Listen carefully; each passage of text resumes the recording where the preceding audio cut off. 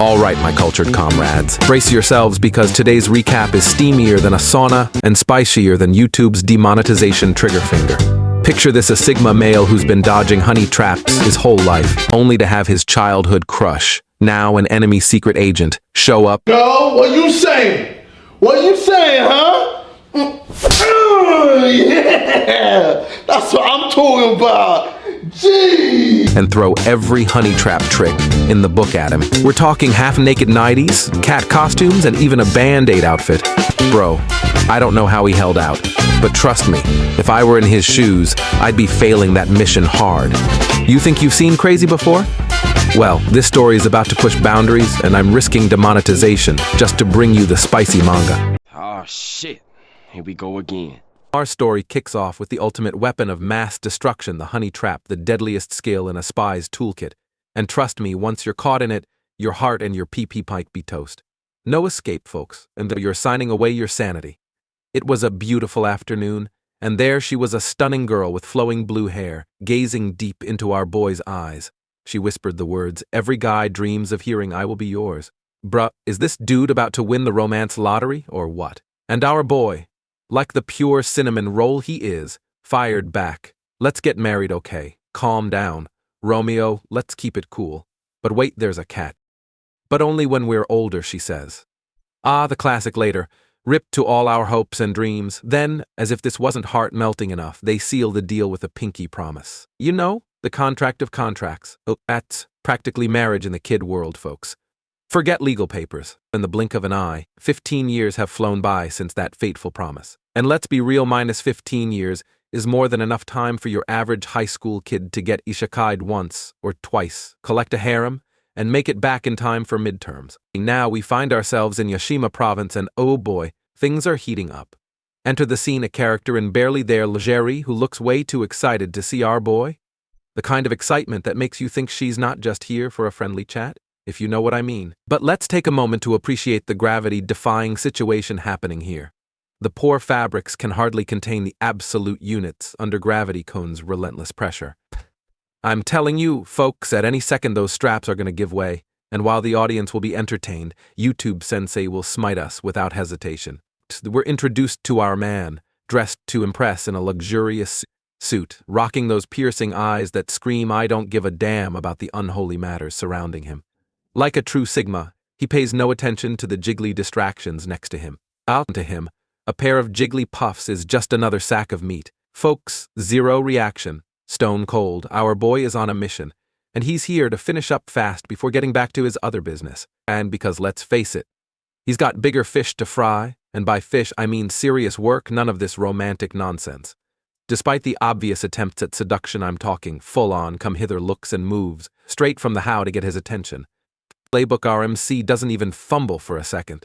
Most dudes would have slipped on this banana peel of temptation, but not him. Not today. Little does she know. Our boy's willpower is as ironclad as your last remaining brain cell at 3 a.m. when you're 10 episodes deep into a binge. What our boy cares about most? The content, baby. And today, it's not the milkers, but the content he shall receive. Because nothing gets this man going like a fresh drop of classified data. After exchanging a bizarre code that could have come straight out of a spy movie, the woman reaches inside her bra. Yes. You heard that right, and pulls out a freshly baked USB flash drive. A SB 2.0, of course. Because our guy doesn't settle for anything less than high-speed transfers, even if it comes with a subtle hint of milkiness. With a seductive smile and lingerie barely hanging on, she purrs, "Why don't you play with me? Girl, you really think you can break him with that, but our boy? Not a chance. He doesn't fold under pressure, he's built differently. He could be surrounded by the entire cast of MILFs and still wouldn't blink. You see, she's not just here for fun. She's the bridge, the crucial link between headquarters and the intelligence agency. No funny business here, folks. Just serious business and maybe a little milk-scented intrigue." And he pulls Hayato's head in and buries him deep in the jiggly puffs, trying to suffocate him with more than just her curves. With a sly smile, she whispers, "Are you still loyal?" Oh, she's pulling out all the stops now. Folks, going for the ultimate move in the seduction playbook. But here's the thing, our boy. Sigma, and a Sigma doesn't get shaken by such pathetic attempts to claim his virginity. Please, girl, he's not falling for that rookie trap. A Sigma never loses. At this moment, A flash of memories hit him. He remembers the little girl from 30 seconds into our intro. It's the girl he made that sacred pinky promise to. My man ain't about to break that vow for a pair of melons. With iron resolve, he pushes her off like a true Sigma firm, yet unfazed. Break him, girl. And he's made of tougher stuff. The girl, realizing her milkers can't shatter the strength of his childhood promise, steps back, defeated. You gotta admire the effort, though. She smirks and says, this is expected from the bullet of Shura, giving him the respect he deserves. Yep, that's our boy's nickname, a deadly force who stays focused even when the jiggle physics go off the charts. And in the depths of the underground world, there's a rumor floating around no honey trap will ever shake him. And that's saying something, folks, because they've tried every trick in the book. Cold-hearted, emotionless, Hayato finishes every mission with ruthless precision, leaving no room for slip-ups. But perhaps there is one weakness. You know, every hero has that one Achilles heel. Said that he might just fear the Federation.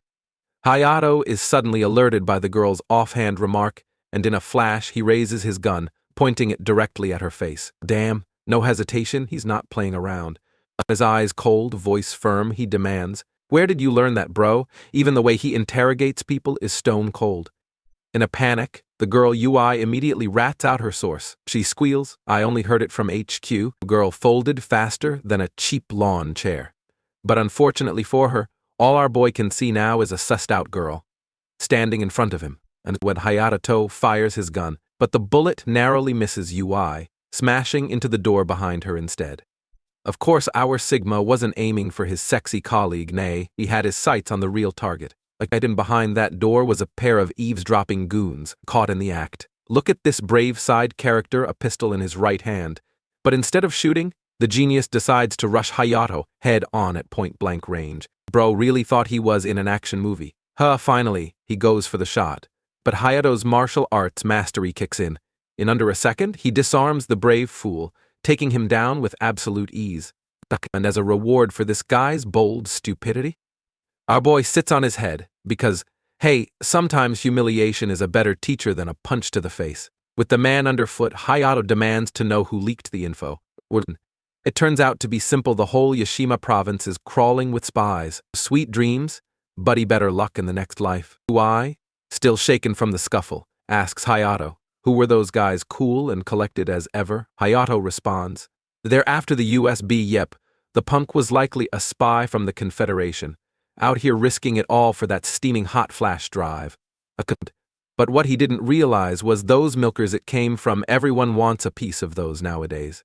UI, looking down at her dangerous assets, clearly didn't know her jiggly puffs could put national security at risk. To rate girls, probably wondering if she should register them as weapons. Moderately freaked out, she mutters something about heading to Korea for breast reduction surgery, because who knew these things could be such a liability? And after making a quick call to have the unconscious duo picked up off the floor, boss man, Hayato casually tosses a fat stack of cash at UI. Because when you're as cool as him, you don't just pay people, you throw money like it's a game show. I don't get lost, he says. Find a more stable job. Flirting with me won't pay the bills, and trust me, this line of work ain't for the faint-hearted cold, but practical.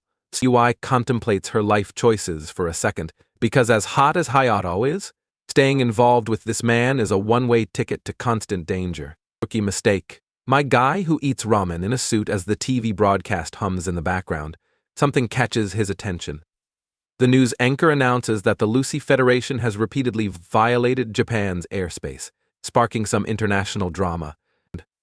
For the average Joe, this is just background noise, but for our boy Hayato, this is his whole career. Modern warfare is a different beast these days. It's no longer just about launching mortar shells and artillery. Oh no, everything's at stake now: economic pressure, political tension. Even the smallest ripple in information can lead to chaos.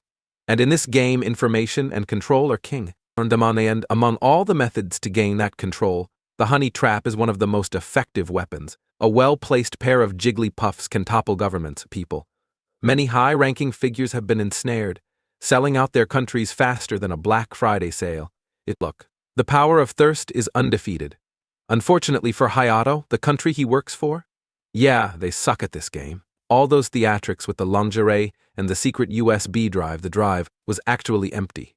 Big brain move. It was all a clever bait to draw out the real players, the spies lurking in the shadows. And now, the game is on. With some fake top secret info about national defense floating around, the man himself leaked this intel to the spy network. Classic rookie move?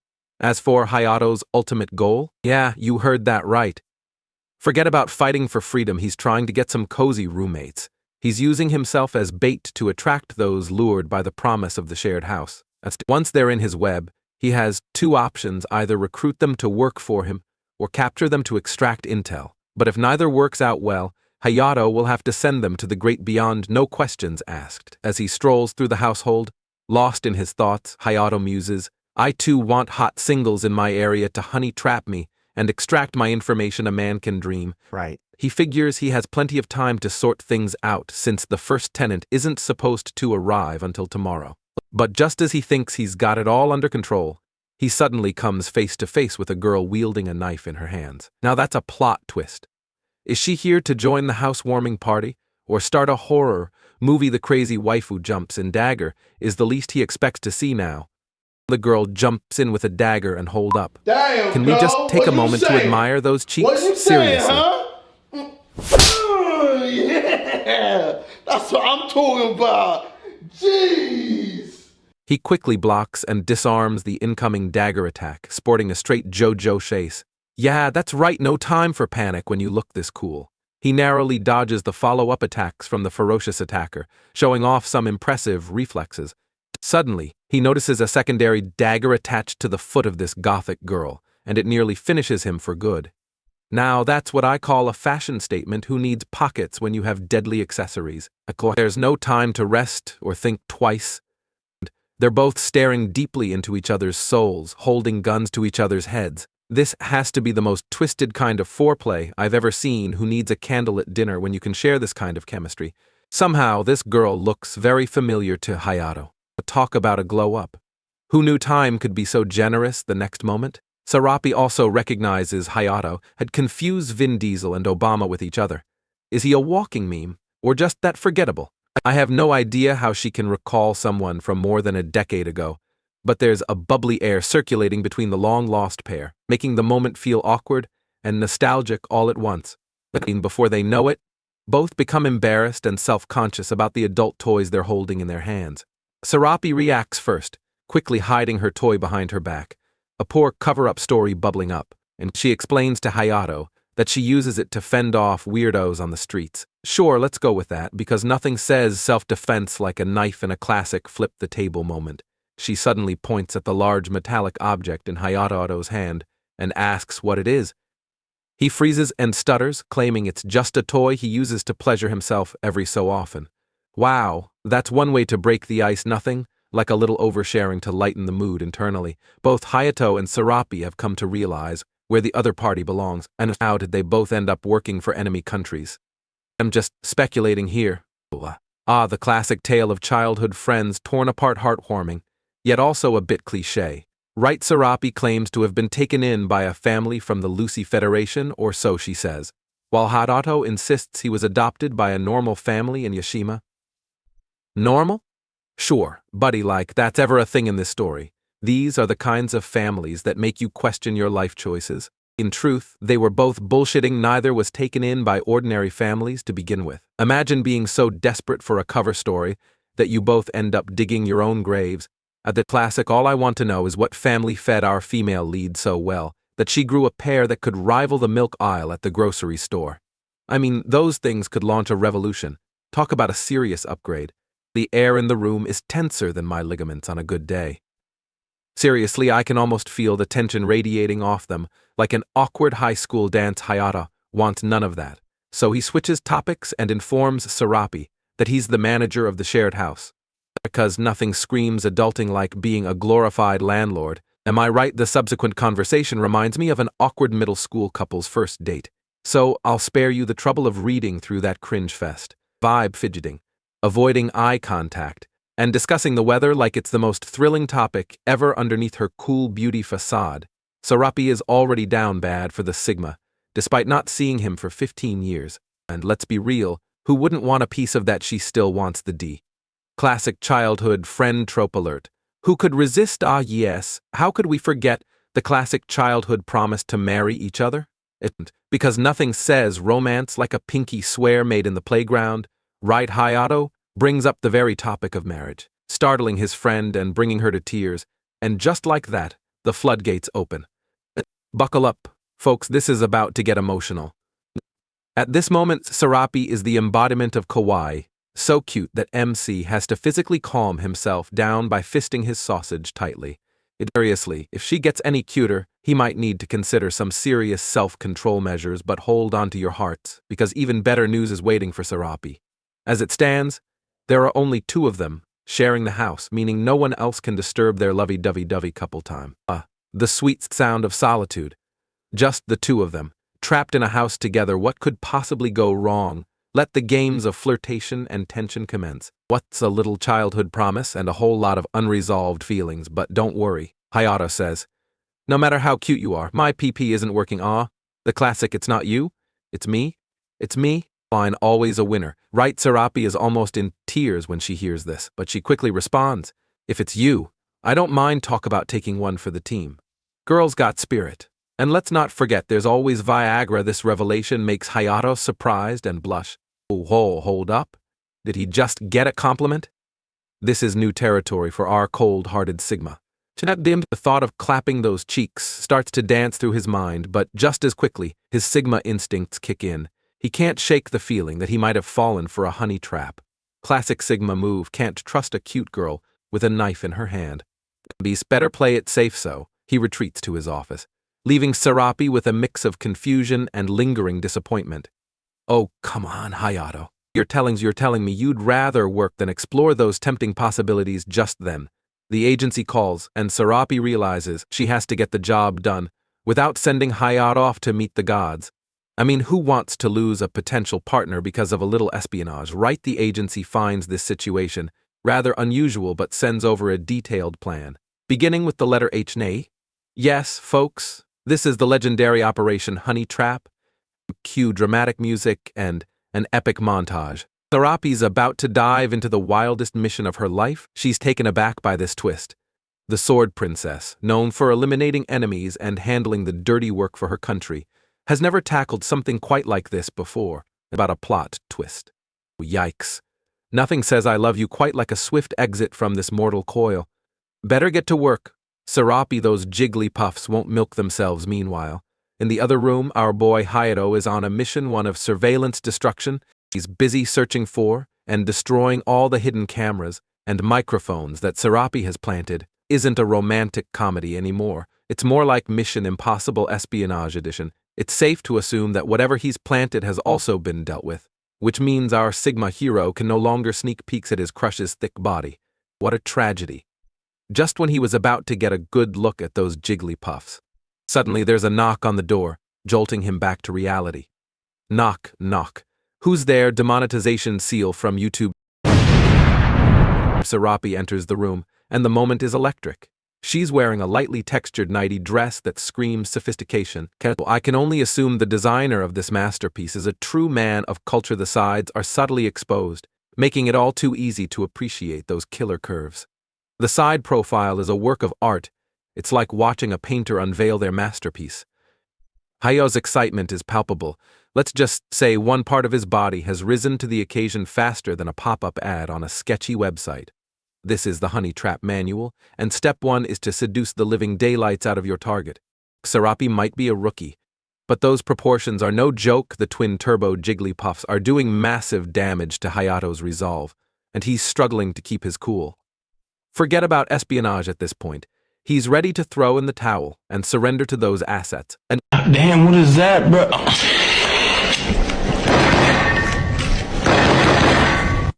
Hayato, desperately trying to control his urges, manages to stammer. It looks nice, but Sarapi isn't done yet. In a bold move, she flaunts her sweaty back, glistening under the light like a siren calling him to the depths. And first, if I were there, I'd say screw the spy stuff and just lick that sweaty back like it was the last ice cream. Can you tie this rope for me, she asks, her voice teasingly playful.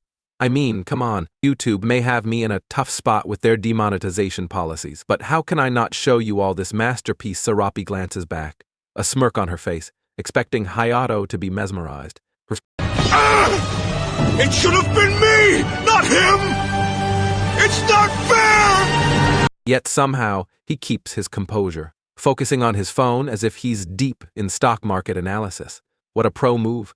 Who knew pretending to check stocks could save your dignity? Sarapi's expression shifts to shock as she realizes her sultry display didn't quite hit the mark. And if only she knew what it would take to make any man fold like a deck of cards, Sarapi swiftly changes into a more daring outfit, this time rocking a half-naked cat costume complete, with a suspiciously placed artificial cattail. Pet me, Naya, she purrs, and Hayato feels like he's just been catapulted into a dreamland. Bruh, this is heaven on steroids. YouTube is definitely gonna send me packing for this one. Hayato is on the verge of yielding to the honey trap, heart racing as he battles his instincts. Meanwhile, Sarapi is dying inside from embarrassment, her thoughts racing. This has to work. It just has to. But our boy is a master of self-control, smashing his balls in a valiant effort to resist temptation. What can I even say? Is he a total idiot or just a Chad with a superhero level of restraint? Sarapi's heart sinks as she watches him struggle, her confidence wavering. I guess I'm not attractive enough, she mumbles, looking genuinely sad. If only she knew how her curves were wreaking havoc on his sanity. As Sarapi finds herself lost in thought, she receives a classic childhood flashback treatment. The scene shifts to the orphanage, where a young Hayato stands out among the other kids. While most of the other children were afraid of Sarapi's unique eye color, he was different. He saw beauty in her uniqueness and appreciated her, just as she was. "Your eyes are special," he had told her, sparking a smile that lit up her face. Overjoyed by his kind words, Sarapi blurted out, "Let's get married," a bold proposal, especially considering they were likely to be separated by different adopting families. And in that moment, she wanted nothing more than to be with Hayato forever.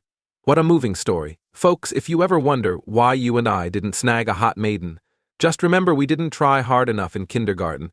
That's right, in order to fulfill their childhood promises, Sarapi can't easily give up. After being adopted, she had to dive into a world filled with danger. But her endgame was clear: just a few more years of this, and she could retire with a nice pension. Then, she could finally live happily ever after with Hayato. Meanwhile, Hayato sits there, battling his inner demons. He almost gave in to temptation. He mustn't be short-sighted, chasing immediate rewards and risking the chance for a lifetime of happiness with Sarapi. Bro's got a point, he thinks. If he can just endure this spicy situation, he might get to clap those cheeks and lick that sweat for a lifetime. Suddenly, there's a knock at the door, and we all know it's YouTube Chan with his demonetization seal.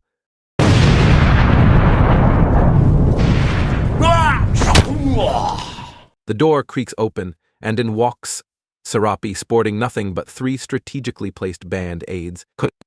"I'll let you figure out how those got there, because I can't show you this, guys. Sorry if I do. YouTube Chan will just yank this video for being way too spicy." She has indeed surpassed her embarrassment limit and reached a new height. She stands there, radiating a mix of confidence and embarrassment. "Is this not enough for you?" she asks, her tone teasing. "That's right, Hayato. This channel is already dancing on the edge of danger. What more do you want?" Hayato's life flashes before his eyes.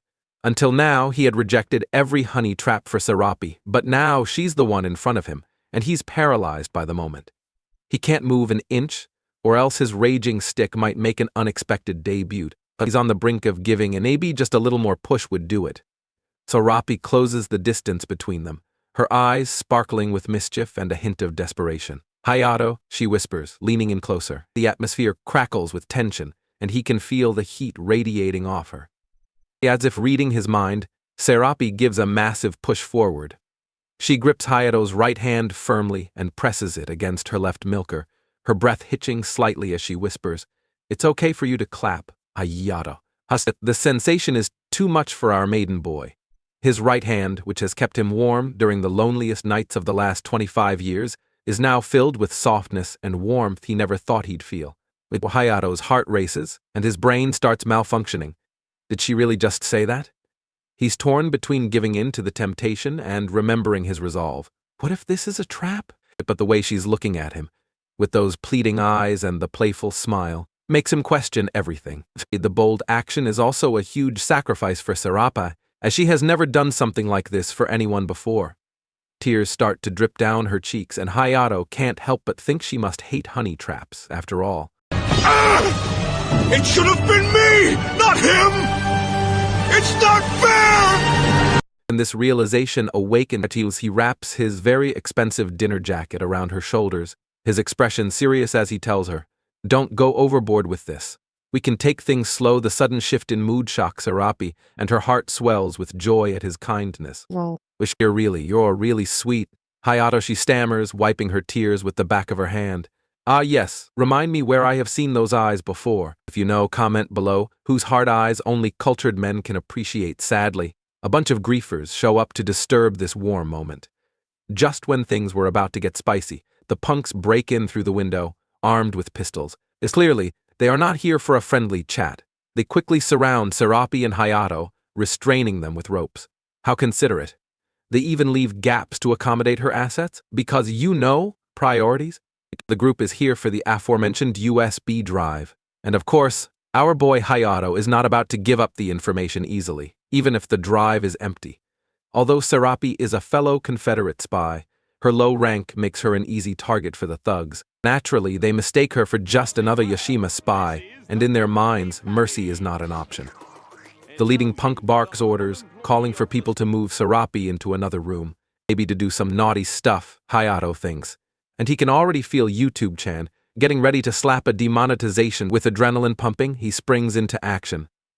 In mere seconds, he finishes off the crew, a flurry of punches and kicks landing with precision. What a shame, he thinks, as their goofy faces fall into oblivion. Meanwhile, similar events unfold in the other room. These mere side characters are no match for two outstanding spies. This is what happens when you mess with the wrong duo. Let's just hope YouTube-chan doesn't turn this into a highlight reel of failures. MC rushes over to the other room at his earliest convenience, worried about Sarapi.